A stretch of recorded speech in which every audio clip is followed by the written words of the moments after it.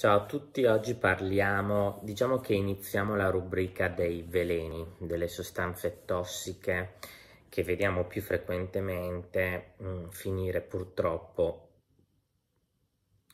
ingerite nei nostri animali, cani e gatti. Oggi parliamo del veleno per i topi, dei rodenticidi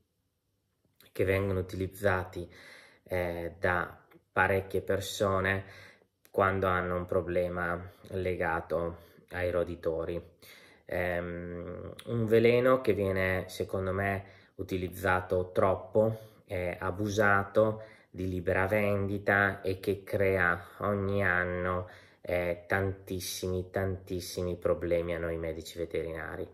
perché fondamentalmente molti dei veleni per i topi in circolazione sono anche veleni che non agiscono immediatamente e anzi agiscono magari dopo qualche giorno e le industrie che creano questi veleni cercano sempre nuove formule per tra virgolette fregare i topi, e quindi ci troviamo sempre di più a sostanze che magari vengono ingerite anche una settimana prima, 10 giorni prima, e si manifesta il problema successivamente. Cosa sono questi veleni per i topi? Sono tendenzialmente, ce ne sono diversi tipi, diciamo che i più frequenti sono degli anticoagulanti, ovvero non fanno coagulare il sangue e quindi una volta ingerito l'animale muore di emorragia. Voi dovete sapere che le emorragie non sono solo quelle quando per esempio c'è un'ulcera o si rompe un organo e quindi si forma un'emorragia, un incidente stradale, si forma un'emorragia. Voi dovete sapere che ogni giorno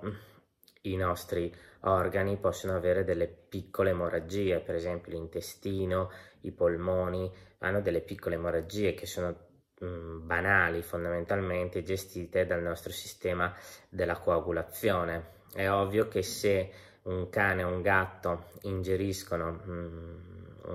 un anticoagulante, quindi un rodenticida, quello che avverrà è che queste piccole emorragie diventano ovviamente delle emorragie che il nostro sistema coagulativo non blocca e quindi avremo perdita di sangue nei polmoni, nell'intestino, quindi molto spesso questi animali vengono portati dal veterinario che tossiscono e sputano ovviamente sangue, oppure defecano sangue,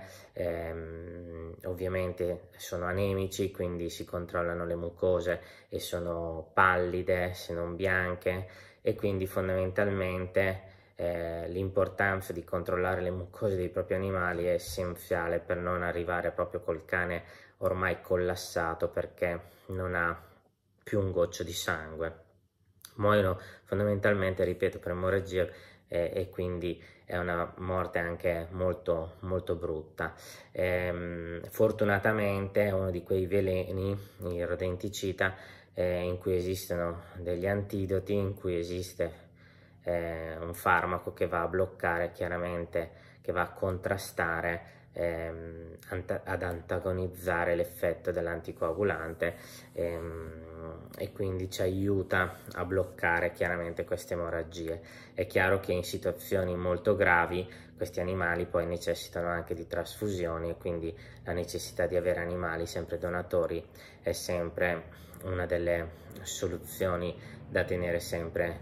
in mente in queste circostanze, quindi molto spesso animali di grossa taglia che sono dei buonissimi donatori. Però in questo video vorrei sottolineare e vorrei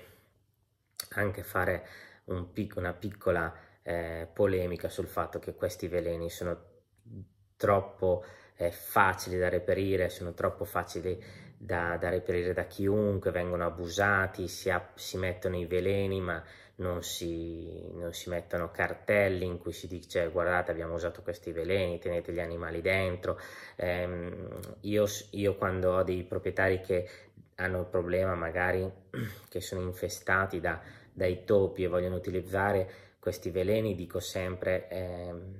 che devono tenere assolutamente gli animali in casa, non devono permettere che gli animali possano accedere a dove è stato applicato il veleno, e di tenere sempre questo paragone, immaginare il proprio animale come se fosse un bambino di 2 mesi che gattona nel giardino. È lo stesso principio. Se voi tenete questo principio, vedrete che quando farete qualsiasi cosa avrete sempre quell'attenzione in più e non rischierete chiaramente queste problematiche. Spero che questo video vi sia piaciuto e ci vediamo al prossimo video.